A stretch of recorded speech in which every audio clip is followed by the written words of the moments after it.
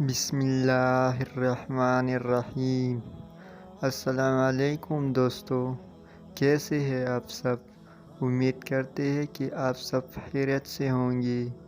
دوستو، آپ سب کے سامنے میں پیاری حضرت محمد صلی اللہ علیہ وسلم کی کچھ حدیث رکھوں گا۔ آپ سب سے گزارش ہے کہ ان کو یاد کریں اور دوستوں کے ساتھ بھی شیئر کریں۔ رسول اللہ صلی اللہ علیہ وسلم نے ارشاد فرمایا، اللہ کو سب سے زیادہ پسندیدہ کام مسلمان کو خوش کرنا ہے۔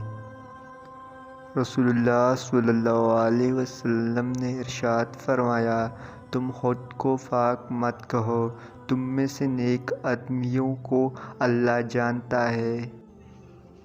رسول اللہ صلی اللہ علیہ وسلم نے ارشاد فرمایا، لا حول ولا قوت الا باللہ، کثرت سے پڑھا کرو کیونکہ وہ حشر کے خزانوں میں سے ایک خزانہ ہے۔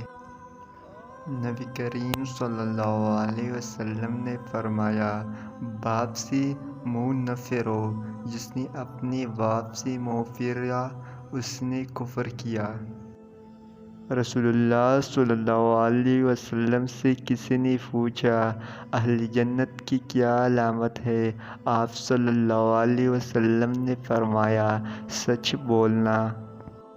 قال رسول اللہ صلی اللہ علیہ وسلم، جس کا ترجمہ یہ ہے، دنیا میں تم ایسے رہو جیسے کوئی اجنبی راہ چلتا مسافر ہو۔